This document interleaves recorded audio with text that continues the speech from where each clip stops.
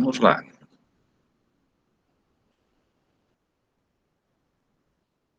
Gravando, boa tarde a todos. Coloquei aqui no chat o formulário de presença, tá?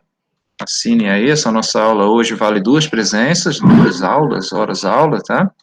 A gente vai fazer uma aula de 45 minutos, um intervalo de 15, e depois mais 45, tá? Então, nessa aula ao vivo, eu costumo repassar, tá? Os conteúdos da semana, tá? Da semana 1. Normalmente eu vou postar para vocês esses conteúdos já na segunda-feira de cada semana, e aí a gente repassa aqui, dá uma revisada e explica, e tira as dúvidas também, que vocês têm algum problema aí de fazer as tarefas, né? Tá? O meu nome é Ricardo, eu tenho esse sotaque alienígena aí, porque eu sou de Santa Catarina, tá? Já tô aqui no Rio Grande do Norte já há 14 anos, e acostumei meu ouvido, já não sinto mais o sotaque de vocês, mas não perdi o meu, tá? De qualquer forma, se vocês não entenderem alguma coisa, falar muito rápido, alguma expressão que eu use aí, vocês podem estar me interferindo, tá? Quem quiser falar, pode ir falando aí pelo chat, tá? Ou abre o microfone e fala também normal, tá? Então, tá aí o link de chamada, eu já coloquei para vocês no nosso grupo, não sei se está todo mundo no grupo do WhatsApp, deixa eu mandar aqui no chat também o endereço do grupo do WhatsApp, tá? Agora travou o WhatsApp, mas... vou colocar o link do WhatsApp aqui da turma, tá? Deixa só ele abrir ali. Não está dando certo, não. Mas está lá o link, aí vocês podem passar para os colegas irem entrando aí nessa turma, nesse link do WhatsApp, para a gente ter uma conversa mais em tempo real, né, se possível, né, para ir tirando as dúvidas. A Silvia acabou de entrar, então eu vou colocar de novo aqui, Silvia, formulário de presença aí no chat, tá? Porque quem entra não consegue ver o chat, as mensagens anteriores aí do chat, tá? Então a Silvia que entrou agora pode clicar ali, assinar a presença, marcar a sua presença, tá? Ok, então nossa disciplina é controle de sinistros, tá? E o sinistro aqui, no caso, existem vários sinistros, né? Mas o sinistro foco dessa disciplina é o incêndio. Tá? A gente poderia ter outras situações de sinistro, como um furacão, como uma enchente, um deslizamento, que também requer aí treinamento, né? Ações de emergência, planos, brigadas, né? Mas o nome da disciplina é sinistro, mas o currículo da nossa disciplina está toda focada em prevenção e combate a princípio de incêndio. Tá? Então a gente vai ver os sistemas preventivos, vamos começar entendendo aqui a teoria do fogo, a prevenção de incêndio, e depois vamos estudar cada sistema preventivo e como especificar, como fazer o projeto preventivo de incêndio para uma edificação, tá? E vamos estudar um pouco também da brigada de incêndio. Normalmente também a gente faria aula prática de combate a incêndio com extintor de incêndio e uma outra aula com uso de hidrantes. Normalmente eu levo as turmas lá na reitoria para usar o hidrante da reitoria, tá? Então isso não vai ser possível, mas o que o IF está acordando, né, no futuro a gente abrir cursos FIC, né, que vocês possam retornar e fazer só essas práticas. Tá? Então a gente tem curso FIC aí de brigada de incêndio, que a gente pode fazer essas práticas, tá? Nesse momento não vai dar, né, por causa da pandemia, que a gente está já no pico da segunda onda, né, nem sei se já estamos no pico, né, a gente está batendo um recorde a cada dia aí de número de mortes aí no Brasil, né, então temos que ter aí cuidado, é uma coisa séria, né, minha esposa é enfermeira, e está vendo chegar lá no hospital, ela trabalha na UTI do Valfredo, e está vendo chegar gente mais próxima, e não foi o caso da primeira onda, né, eles estão achando que é por conta dessa nova cepa aí, está mais virulenta e está também dando mais efeito em outras faixas etárias, né? De qualquer forma, cabe que a gente está se protegendo. Eu vou abrir aqui a apresentação, só um momento aqui, para a gente apresentar a disciplina e começar a teoria do fogo, tá? Só um momento que o computador está meio um pouquinho lento aqui, mas vamos contornando. Vamos contornando. FRN, Natal Central, técnico de segurança, incêndio, aulas. Aula 1, teoria do fogo, aula 1A. Então, vamos começar falando dos incêndios no Brasil. Vou colocar já, a Silvia pediu a lista de chamadas, que ela saiu e entrou. Tá aí a lista de chamada, de novo na... Pronto, vê se dá certo aí, Silvia, tá aí no chat, tá?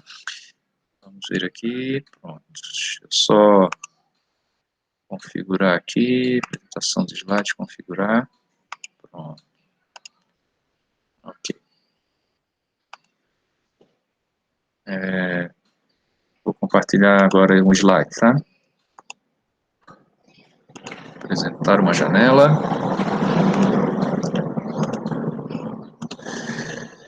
Vou começar aqui com o que a gente chama de sensibilização e mobilização, né? Vou mostrar para vocês os incêndios do Brasil.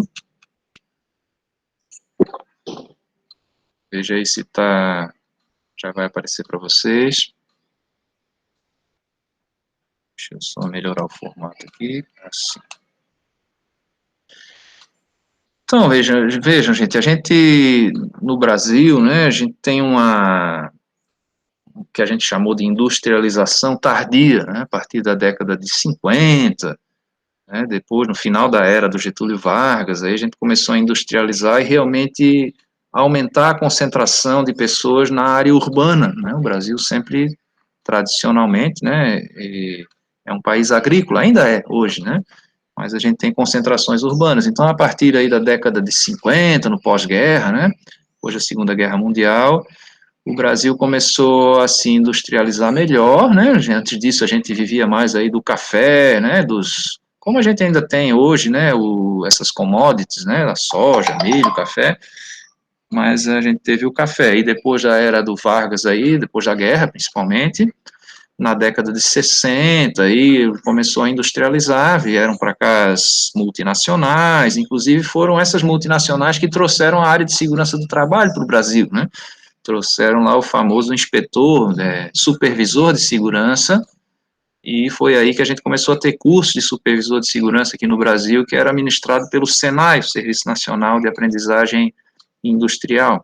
E aí a Fundacentro, a Fundação Jorge do Prado, Segurança e Saúde do Trabalhador, aí, ia até o Senai, aplicava uma prova e emitia lá um certificado, né? Então, nessa época se chamava supervisor, as pessoas chamavam também de inspetor de segurança. E depois, na década de 90, as escolas técnicas federais resolveram ofertar o curso técnico de segurança. Foi mudada a lei, né? E a lei tornou o técnico de segurança, o supervisor de segurança técnico também, mas para os novos exigia um curso técnico, que é esse de vocês aqui, foi o primeiro curso pós-médio do Brasil, do técnico de segurança. E eu sou dessa primeira turma. O professor Kleber Medeiros, que é mais antigo que eu, ele fez aí o PCMAT das pirâmides do Egito, né, junto com o professor Edivar, aí, que fez o programa de segurança de bordo da Arca de Noé, né, são muito antigos esses caras, né, mas o professor Kleber fez esse curso aí de supervisor de segurança no Senai, tá? Começou trabalhando como técnico de segurança também, o professor Kleber Medeiros, meu grande amigo aí. E veja, então, nessa década de 60, começava a se verticalizar o Brasil, a grande metrópole aí era São Paulo, né? Em Florianópolis, o prédio mais alto tinha 3 pavimentos, né, da onde eu vim. Em São Paulo já tinha uns grandes aí, com 20, 30 andares, né? Hoje já tem bem maiores, né? E o primeiro grande incêndio do Brasil foi nesse circo, por isso que existe a expressão que o cara quer ver o circo pegar fogo, né? Ocorre aqui que esses circos contratam mão de obra temporária para ajudar a montar o circo, e uma pessoa lá que foi despedida, se sentiu injustiçada, juntou uns amigos lá, comprou uns galões de gasolina e resolveu tocar fogo no circo mesmo no dia da inauguração. Então, como essas lonas aí eram de algodão, elas não tinham nenhum tratamento, nenhum aditivo anti-chama, ele botou gasolina ao redor da lona e ateou fogo e queimou, e essa lona deu muita fumaça e começou a cair o calor e fumaça, e as pessoas morreram intoxicadas aí dentro, viram uma câmara de gás, né? Morreram muitas crianças, tá? A cena é essa daqui, ó. Muitas crianças aí, 500 pessoas, né? Alguns anos depois, esse cara foi preso por homicídio, né? Os amigos dele ali também, né? Alguns anos depois, no ano que eu nasci, né, em 1972, não faz muito tempo, aí 49 anos, né, houve o primeiro incêndio vertical do Brasil no edifício Andraus. Deixa eu permitir aqui a pessoa que entrou, o Anderson. Boa tarde, o Anderson acabou de entrar, tá aí o link da chamada, tá aqui no chat, tá, Anderson? Vamos lá, seguindo, então, a gente está falando sobre os incêndios, a história dos incêndios no Brasil. E aí, em 1972, houve esse incêndio aqui e morreram 16 pessoas, já foi uma coisa calamitosa, assustou muito, porque as pessoas ficaram encurraladas, né, e não conseguiam sair do prédio, e as pessoas começaram a ficar com medo de morar e de trabalhar em prédios, né. O Andraus era um prédio comercial, né, aqui a cena, os labaredas, né. Tem uns filmes na internet aí que vocês encontram, que tem aquele narrador do tempo da ditadura, esse tempo é o tempo da ditadura, né, o nosso 1972 era o Ernesto Geisel, né, o presidente, depois veio, se eu não me engano, era o Geisel ou era o Médici, depois veio o Figueiredo, né. Então tem aquele narrador, né, que era, falava assim, os soldados ao fogo, vejam essas imagens, falava assim com aquela voz de robô, né. E logo em seguida, em 74, aí um maior aqui, o edifício Joelma. Tem até um filme lá, Inferno, como é? Joelma, 14º andar, não sei o quê. E aqui tem umas cenas das pessoas, vocês encontram na internet, das pessoas tentando sair pela fachada, umas pessoas correndo lá na cobertura, um helicóptero tentando resgatar, mas não conseguia, né? As pessoas pulando aqui do prédio, se suicidando, né? E essa imagem aqui da pilha de cadáveres, né? Vejam que esses cadáveres aí não estão queimados, tá? Normalmente as pessoas morrem no incêndio pela fumaça, intoxicadas pela fumaça, tá? A Marielle está comentando aqui que o Joelma é terrível, tem umas imagens terríveis, né? Então aqui tem no filme que vocês encontrarem na internet aí, Incêndio do Joelma, vai ver esse casal aqui, ó, este casal, numa tentativa de se livrar, não sei o que, não sei o que lá, veja que aí um ajudava o outro, esse aqui são dois homens, mas tem um que é um casal mesmo, o cara pega a mulher, joga no andar de baixo, depois ele desce, pega assim, faz o balanço para ela cair ali na laje, né? E eles conseguiram descer o prédio escalando, né? Logo em seguida, em 76, veja que a década de 70 foi cruel, né, do incêndio, as lojas Renner. A Renner é uma rede de lojas, principalmente de vestuário, lá do Rio Grande do Sul, né, e essa foi a loja de Porto Alegre, né, era a sede deles, né. Existe pelo Brasil todo, aqui no Shopping Midway tem uma loja da Renner também. Então essa cena aqui, ó, muita fumaça, muito combustível classe A, né, aqui tecido, né, principalmente. E os bombeiros tentando resgatar as pessoas aqui com a escada Magiros, né.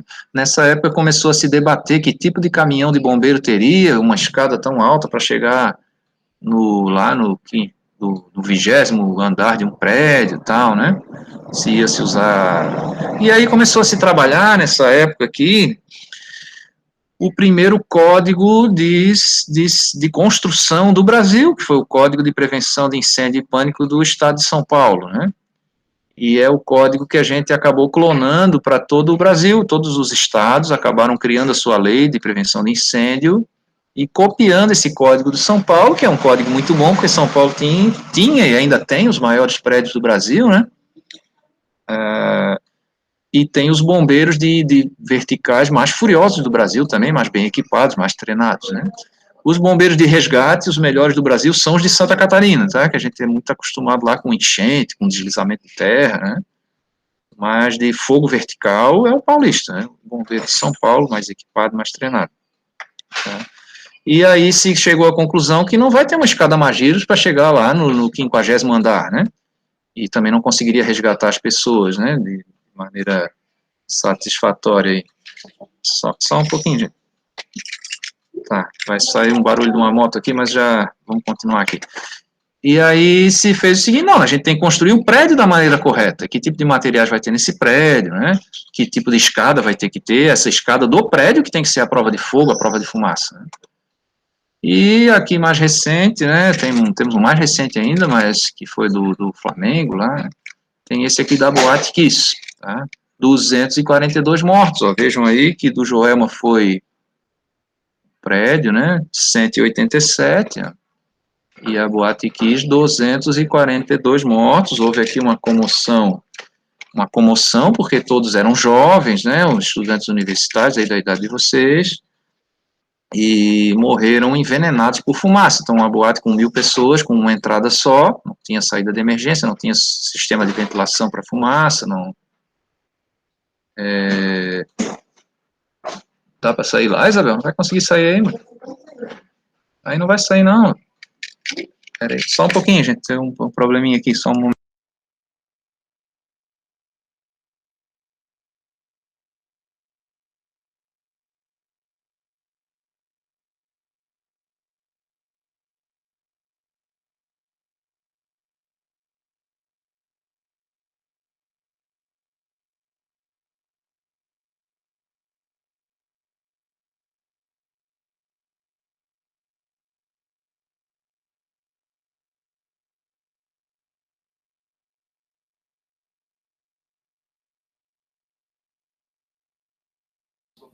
Caiu de novo?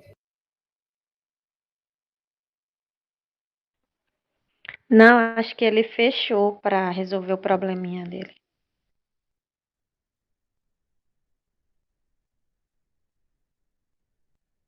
Pronto, gente, desculpa aí, não foi um incêndio, não. É só a pessoa quer sair aqui, eu tive que manobrar o carro e empurrar o carro para frente aqui. Ok. Então, essa questão da Boate Kiss, problema de construção mesmo, né? Ela foi aprovada no Corpo de Bombeiros lá do Rio Grande do Sul, né?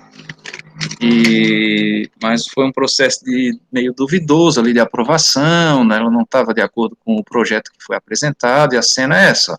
O bombeiro, quando entrou, disse que o que mais impressionou ele, deu uma entrevista, foi a quantidade de celulares tocando na mão das pessoas, né? As pessoas mortas, e o celular tocando ali, mãe chamando, né?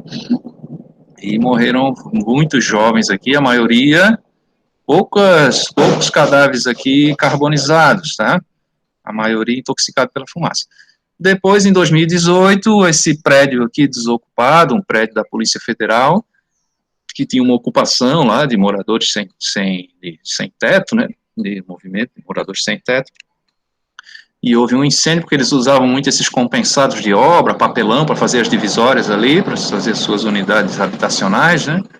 E esse prédio ele implodiu pela força do fogo, né? Ele é de aço, uma estrutura de aço, mas ele acabou implodindo, né? Tem um videozinho, vocês podem achar na internet também, não dá para passar aqui agora. E agora, em 2019, o centro de treinamento do Flamengo, né, do juvenil, aqui das categorias de base, eles usaram lá uns containers, né, compram um container, põem um ar-condicionado para os meninos dormirem no container, né. Muitos desses jovens aí vêm do interior, né, vêm de outros estados, tinha até um lá da minha terra, lá de Santa Catarina, e aí morreram aqui 10 pessoas, né. Tá, então essa parte aqui é só para sensibilizar vocês e da importância da nossa disciplina, tá?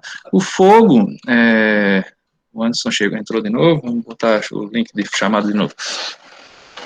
O fogo é útil para o ser humano, tá? Deixa eu abrir a outra apresentação aqui. Fogo não é uma coisa maligna, não, mas se ele fugir do controle, aí sim, né, eu tenho um incêndio e aí ele volta ao seu estado primitivo, né? E aí a gente pode estar morrendo, né? Então, deixa eu só compartilhar agora essa daqui, só mais um momentinho. Aí. Vamos lá. Apresentar. Janela. Vamos aprender aqui os fundamentos do fogo. Nos livros aí vocês vão encontrar como teoria do fogo, né? Não gosto de usar como teoria, porque parece que na prática a teoria é outra, né? Então eu digo que é o fundamento, tá? Os fundamentos do fogo. Deixa eu abrir para vocês aí. Tem alguém impressionado aí, chorando, querendo desistir da profissão porque está com medo de morrer no incêndio? É a gente que vai salvar o mundo, viu? Então vamos nos preparar. Vamos nos preparar. E quando eu estiver no meio de incêndio, sabe quem que eu vou querer perto de mim? Um de vocês, tá? Não quero saber de nenhum boca mole, não. Quero alguém bem treinado. E vamos estudar para que não aconteça um incêndio, né? Então, vejam só.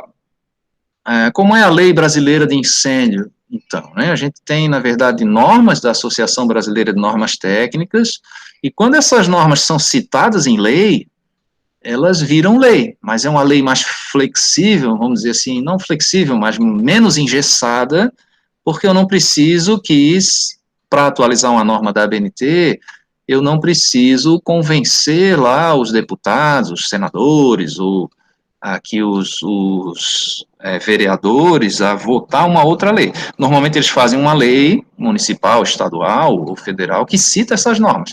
E essas normas são atualizadas pelos comitês da Associação Brasileira. No caso do incêndio, né, tem vários comitês, né? Tem comitês aí para brinquedo, para alimentos, várias coisas aí. E o de incêndio é o CB24, Comitê Brasileiro 24. A maioria dos integrantes desse comitê são oficiais, a maioria é composta por oficiais do Corpo de Bombeiros de São Paulo. Tá? A gente tem também a norma 23, NR 23, das nossas sagradas escrituras, né? Norma regulamentadora. E ela é bem curtinha, ela diz basicamente que toda empresa tem que ter pessoal capacitado, toda empresa tem que ter saídas de emergência em quantidades suficientes e toda empresa tem que seguir normas brasileiras regulamentares, aí, que são as ABNTs, as NBRs, né? Tá? E a gente tem as normas locais, que são as normas do Corpo de Bombeiros e aquelas outras que são indexam a norma do bombeiro, tá? Como as normas de prefeitura. Então, por exemplo, se você quer construir um prédio, você vai ter que primeiro ter um profissional responsável por essa construção, tem que ter um projeto, alguém que assine esse projeto arquitetônico, estrutural, hidrossanitário, né? E você tem que construir no lugar onde o plano diretor da cidade permita você construir aquele tipo de edificação. E na hora de você vender esse prédio, por exemplo, se for um prédio de apartamentos, você quer fracionar a escritura, né, em várias unidades individuais ali, né, quando você compra um apartamento, você vai ver que a sua área tem uma tal de fração ideal, né, uma parte é a área do seu apartamento e da sua garagem, se tiver uma garagem só ali, ou duas, sei lá, e tem uma parte que são uma fração ideal das áreas comuns. Você tem um pedacinho do corredor, um pedacinho do playground, um pedacinho da piscina dentro da sua propriedade, do seu título de posse, que é a escritura pública.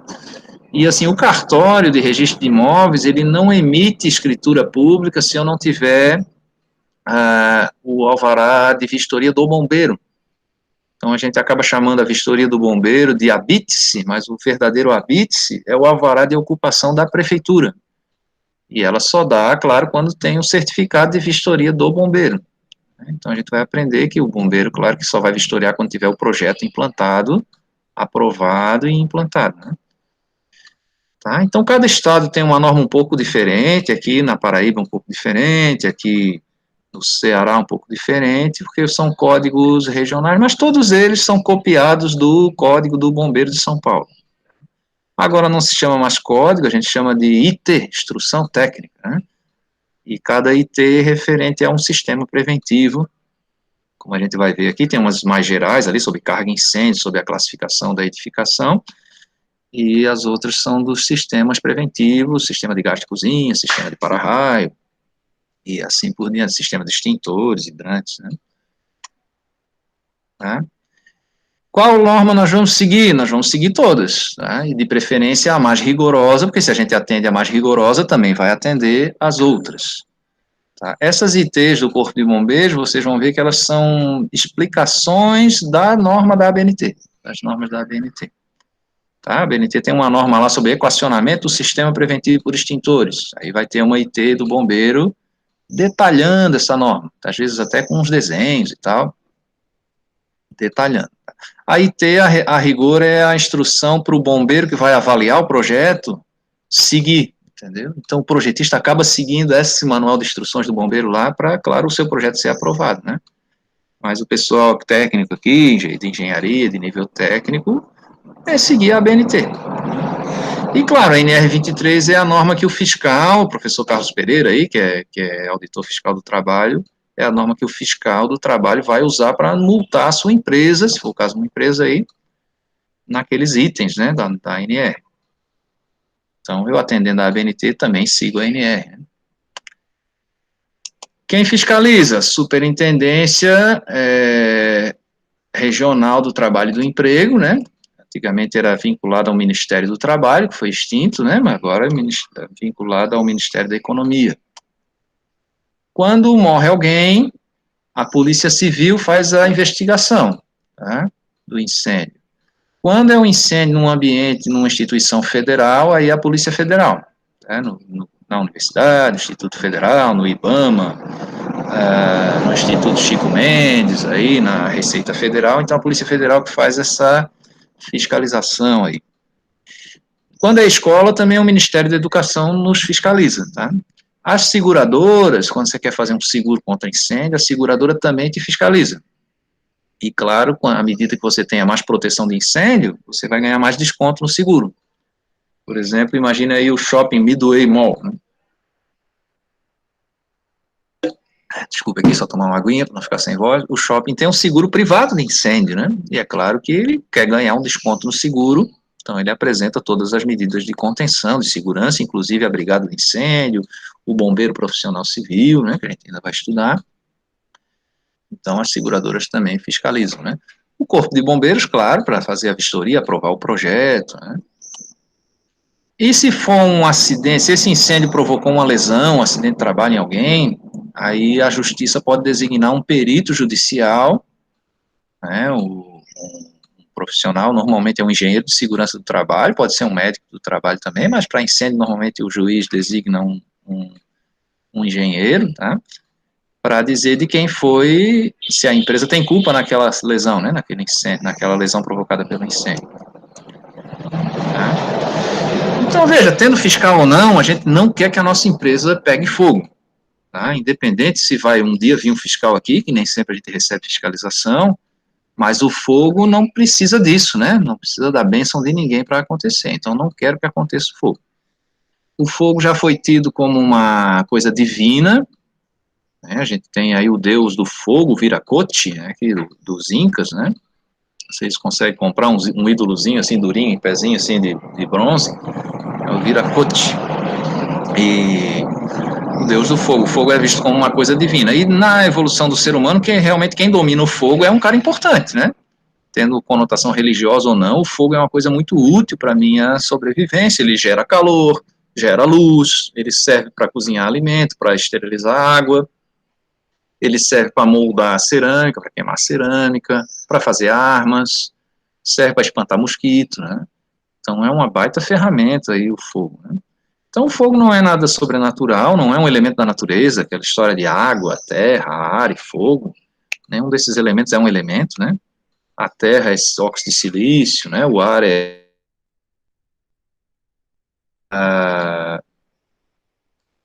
a água é H2O, dois elementos aí, né? E o fogo é uma reação química, tá? Uma reação química de oxirredução, claro, ela é exotérmica, né? Libera calor, também emite luz, porque existem reações exotérmicas que não emitem luz, e alguns subprodutos aqui, como a fumaça, as cinzas, né? Então aqui está a reação química do gás veicular, aí, o submetano, né? CH4, gás natural, também chamado de gás dos pântanos. Você combina ele com oxigênio e aí ele vai gerar ali fumaça, né? Monóxido de carbono, hidrogênio e água. E o monóxido de carbono e o hidrogênio também são combustíveis, então tem reações secundárias ali também de oxirredução. Tá? Então a energia química do fogo, o fogo depois de iniciado, ele, dependendo da condição, ele consegue se manter, né? Consegue, não precisa mais da energia de ativação. Aqui tem alguns conceitos normatizados, né? Em vez de a gente ir no dicionário procurar o que é o fogo, eu fui aqui nas normas, né? Então tem aqui uma norma brasileira, uma NBR da ABNT, dizendo que o fogo é um processo de combustão caracterizado pela emissão de calor e luz. Existe combustão sem luz? Existe, né? Tá? Também existe processo. Aqui nos Estados Unidos, a National Fire Protection Association, né, a Associação Norte-Americana de Proteção contra Incêndio, lá, ela diz que o fogo é uma oxidação rápida e autossustentada, né, acompanhada de evolução variada de intensidade de calor e luz. E aí, várias outras aí, a ISO também, International Standardization Organization, né, fogo é um processo de combustão caracterizado pela luz e pelo calor, fumaça também, já entra aqui. Na Inglaterra já também fala da fumaça, né, da chama, e ambos, né, porque existe também fogo sem chama, só com a fumaça. E a teoria mais clássica do fogo é o triângulo do fogo. Em incêndio, tudo é três, tá? combustível, comburente e energia de ativação, é o triângulo do fogo. Vocês vão encontrar nos livros combustível, comburente e calor. Mas o calor já é um produto do fogo, tá? Para iniciar o fogo, eu preciso de uma energia de ativação, que pode ser o calor também. Pode ser uma centelha, pode ser calor. Pode ser outra coisa, professor? Pode ser pressão. Por exemplo, o motor a diesel, ele não tem faísca, não tem vela. Você comprime a mistura de diesel com oxigênio e ele explode. Tá? Eu posso ativar o fogo com laser, com ultrassom, posso ativar o fogo por atrito, que vai gerar calor, né, e aí iniciar o fogo. Então, o comburente e o combustível são componentes químicos, tá, que vão ter a energia, vão liberar realmente a energia, vão converter a energia química desses componentes aí em energia térmica, principalmente, né? O calor, além o fogo, além do calor, também produz ruído, produz luz, né? Então, esse processo aí de redução, de oxirredução, principalmente vai estar liberando energia térmica, né? Então, dentre os combustíveis aqui, a gente vai ver alguns, né? Mas a gente pode falar aí da gasolina, né? E dentre os comburentes, o principal é o oxigênio, mas não existe só oxigênio como comburente. Tá? Juntando os três, eu tenho a reação. Tá? Se eu tirar a energia, apago o fogo. Se eu tirar o comburente, apago o fogo. Se eu tirar o combustível, apago o fogo. Quando a gente liga o nosso carro, o que, que a gente está dando ali? A gente está dando combustível, comburente, né? A injeção eletrônica vai fazer para dar energia de ativação, né? E aí eu consigo queimar a gasolina de uma maneira controlada e fazer o meu motor se movimentar, né? Para desligar o automóvel, o que, que eu faço? Eu desligo ao mesmo tempo a bomba de combustível e a fagulha da vela, da centelha, né? Corta a eletricidade e aí eu estou desligando a bomba e aí o fogo vai se extinguir. Né? Esse é um motorzinho de Volkswagen aí, do Bug, né? Do Fusca. Então, a gente chama de motor de 4 tempos. Você tem aqui o tempo, quando ele fica alaranjado, é a explosão, tá? Então, o primeiro tempo é admissão, compressão, explosão, descarga. Tá? Vou fazer de novo agora. Admissão, compressão, explosão, descarga. A gente só liga a vela, né, quando ele já está comprimido, né, a mistura ali. Ali embaixo vocês veem um pitoquinho se movimentando ali, o platinado. Ó. Quando ele fecha o contato, ele liga a vela, tá? Liga a faísca, né? Tem que ser no momento certo, né? Não posso fazer a explosão no momento errado, porque tem que estar as duas válvulas fechadas lá em cima. A válvula de admissão e a válvula de exaustão tem que estar fechada na hora da explosão. Justamente para toda essa energia térmica de expansão, né? Poder movimentar o pistão para baixo, que a gente chama de cilindro, né? O motor mais moderno, ele não tem mais carburador, que esse aí tinha, né? Para fazer a mistura do ar com o combustível, e ele não tem mais esse platinado, então o carburador a gente substituiu pela injeção eletrônica e o platinado a gente substituiu pela ignição eletrônica, que é o motor do Gol, né, muito mais moderno do que o Fusca. Né? E outra fundamentação que vocês vão encontrar nos livros é o tetraedro do fogo. Eu não gosto muito dessa teoria, diz que aí não são mais 3 componentes, são 4, né? Então você tem o combustível, o comburente e o calor, e tem a reação química. A reação química é o fogo, né? Por isso que eu não gosto desse tetraedro. Mas ele serve para explicar uma das maneiras de eu apagar o fogo, que não existe só 3 maneiras no triângulo, né? Tirar o combustível, tirar o comburente, tirar a energia. Eu posso também quebrar a reação química. Por exemplo, quando a gente usa o pó químico seco lá, o bicarbonato de sódio, a gente está quebrando a reação química em cadeia, impedindo que o comburente e o combustível entrem em reação, né? Então, aí eu tenho 4 formas de extinguir o fogo: abafamento, isolamento, resfriamento e a inibição. Seria a quebra dessa reação química. Falando agora de combustíveis, ó, a gente separa os combustíveis em... Falta 2 minutos aí para o nosso intervalo, tá? Vamos terminar esse slide aqui. A gente separa os combustíveis em categorias, tá? Classes, né? Por que a gente classifica, né? Para poder ter maior controle. Então, classe A, que é a classe alfa, aí, vai ser o material que deixa cinza, tá? Material sólido, inflamável, aí, que deixa cinza, sólido combustível, tá? Então, madeira, papel, papelão, plástico, esponja, borracha, tecido, né?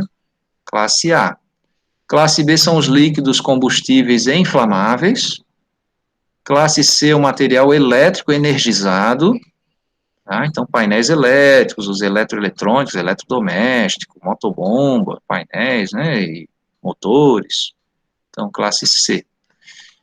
Essas são as mais comuns, tá? Então, também três, né? A, B e C. E aí eu tenho a classe D, que são os metais pirofóricos, o magnésio, o antimônio, materiais metais que pegam fogo. Né? Tenho ainda os materiais radioativos, que quando estão incinerados, eles são chamados, né, de classe E.